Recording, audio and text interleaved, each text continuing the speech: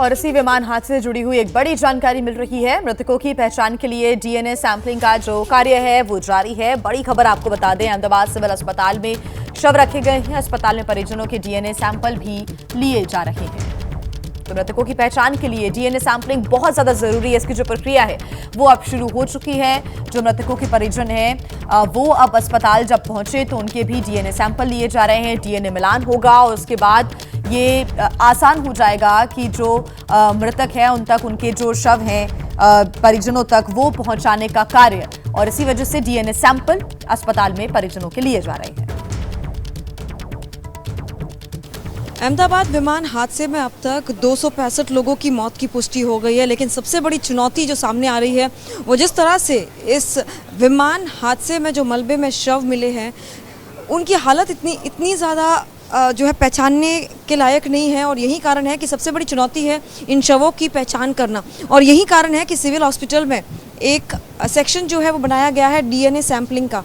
मैं अपने camera person Ajit को कहूँगी आपको ये तस्वीरें दिखाए कि ये जो पूरा सेक्शन है ये डीएनए सैंपलिंग के लिए बनाया गया है, जहाँ पर मृतकों के जो परिजन पहुँच रहे हैं उनके डीएनए सैंपलिंग कर कहीं ना कहीं ये कवायद लगाने की कोशिश की जा रही है कि जल्द से जल्द इन शवों की पहचान जो है वो की जा सके। बाकायदा यहाँ पर पूरी डॉक्टर्स की टीम मौजूद है जो कि डीएनए सैंपल्स ले रही है और इन रिपोर्ट्स को सीरियल नंबर के ज़रिए जो है रखा जा रहा है ताकि जो शव मिले हैं इस हादसे के घटनास्थल से, वहाँ से जल्द उन्हें पहचान की जा सके। क्योंकि ये सबसे बड़ी चुनौती जो है वो सामने आ रही है। इस वक्त 265 लोगों की मौत अब तक इस हादसे में हो चुकी है, जबकि कई ऐसे घायल हैं जो कि इस वक्त ज़िंदगी और मौत की लड़ाई लड़ रहे हैं। यहाँ पर आप देख सकते हैं कि कई मृतकों के जो परिजन हैं वो यहाँ पर मौजूद है और डीएनए सैंपल के ज़रिए जो है कलेक्ट कर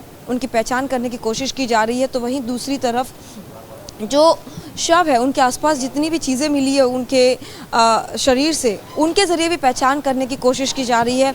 उन तमाम चीज़ों को भी जो अलग से कलेक्ट किया गया है और कलेक्ट कर उन परिजनों को दिखाया जाएगा ताकि किसी तरह से ये जो शवों को पहचानने की कवायद है वो ज़्यादा तेज़ कर दी गई है। तो अहमदाबाद से लंदन जा रहा एयर इंडिया का विमान टेक ऑफ करने के बस 40 सेकंड में ही क्रैश हो गया और उसी विमान की दूसरी तस्वीर भी आई है सामने। ये तस्वीरें आप देख रहे हैं जिसमें आप यात्रियों की मौत से पहले के आखिरी 40 सेकंड्स को गिन सकते हैं। यह अहमदाबाद के सरदार पटेल इंटरनेशनल एयरपोर्ट का नया सीसीटीवी फुटेज आया है सामने। ये वीडियो आप देख रहे हैं। 1:38:20 पर विमान ने उड़ान भरी और 1:39 पर यह विमान क्रैश हो गया। एयर इंडिया का बोइंग 787 ड्रीम लाइनर विमान था जिसका फ्लाइट नंबर AI171 था। विमान ने लंदन के लिए अहमदाबाद एयरपोर्ट के रनवे नंबर 23 से दोपहर 1:38:20 पर टेक ऑफ किया था। समय की यह सटीक जानकारी एयरपोर्ट पर ही लगे हुए सीसीटीवी कैमरा से ली गई है और एयरपोर्ट की बाउंड्री से बाहर निकलते ही यानी कि टेक ऑफ के ठीक 40 सेकंड के बाद 1:39 पर यह विमान अहमदाबाद के मेघानी नगर से एक बिल्डिंग में यहां पर टकराकर क्रैश हो गया। सिर्फ 40 सेकंड की ये पूरी जो तस्वीरें हैं वो आपके सामने। इस उड़ान की आखिरी उड़ान साबित होने की ये 40 सेकंड की कहानी है। तो तस्वीरें आपके सामने और ये सीसीटीवी फुटेज भी सामने आया जो हम आपको दिखा रही हैं। रनवे से ये जो विमान है टेक ऑफ करता हुआ नजर आ रहा है। समय हो रहा है दोपहर के 1:38:20 का। और जो दूसरा वीडियो आप देख रहे हैं जिसमें आपको धमाका होता हुआ नजर आ रहा है, आवाज़ भी इसकी सुनाई दे रही है, ये वही तस्वीरें हैं जो कि आप अपनी टीवी स्क्रीन पर देख रहे हैं। और यही तस्वीर के बाद दिल दहला देने वाली ये तस्वीरें, सभी के होश उड़ गए, सभी को झकझोर कर रख दिया। जिसने भी इन तस्वीरों को देखा, आप भरोसा करना मुश्किल हो। इतना बड़ा हादसा, इतना बड़ा धमाका हुआ। 1:39 की ये तस्वीरें और ये मेघानी नगर इलाके में मौजूद बीजे मेडिकल कॉलेज की बिल्डिंग से जाकर टकराया और ये देखिए बड़ा धमाका होता है।